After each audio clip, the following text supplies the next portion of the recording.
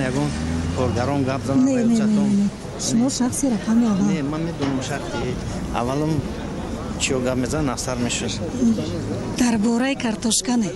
درباره کارتوشکا من متخصصم گپ میزنم گپ زنم. تو جمله محترم وزیر شما باید شرط شما شخصی رقم اول. شما موظفی. نه من فقط گپ نمیزنم. کارگرام گپ میزنن. نرخ تخم این چه حال است؟ محترم وزیر. اولیما قطعی کرد. اولیما در کار نیستند. محترم وزیر در کار. شخصی رقم یکون این کس هستند. من میدونم که اولیما کاری زیاد میکنن لیکن به هر وقت وزیر صحبت میکنند این دیگر است. من بسیار معذرت اینجا در بین مردم فستیوال اینقدر زیبا بله کارتوشکا نان دوم است لیکن مشکلی رقم یک امروز نرخ که من متخصصم مگه چیکار محترم وزیر خواهش میکنم من خواهش سلامت باشید سلامت باشید.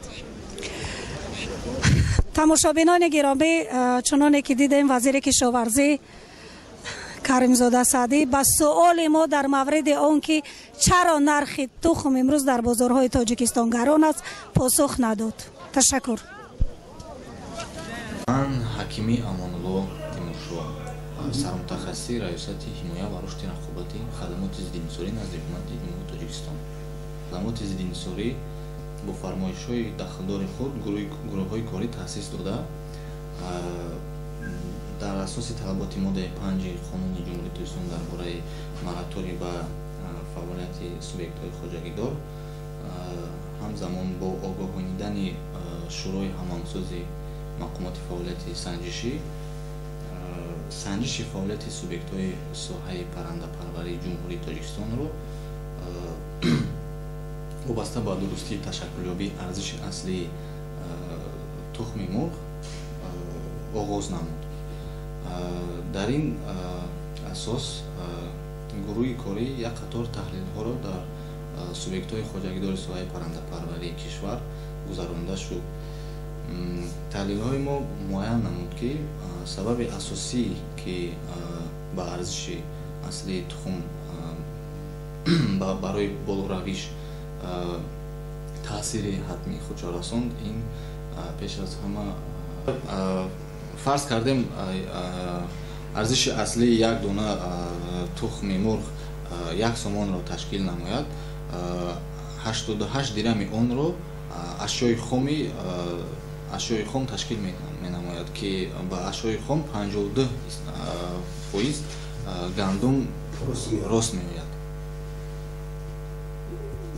معلومات کارخانه واحد دولتی صنعتی پرنده‌پروری تاجیکستان به حالت امروزه در جمهوری 215 عدد کارخانه ساحه پرنده‌پروری فعالیت می‌کند که از این شماره عمومی 102 عددش به استحصال تخم مشغول میباشند، 99 عدد به استحصال گوشت مرغ، 8 عدد کارخانه هم استحصال تخم مرغ و هم استحصال گوشت پرنده و 6 عدد به استحصال تخم اینکوباسیونی چوجه یک روزه و تخم‌های مخصوص روانه گردیده است.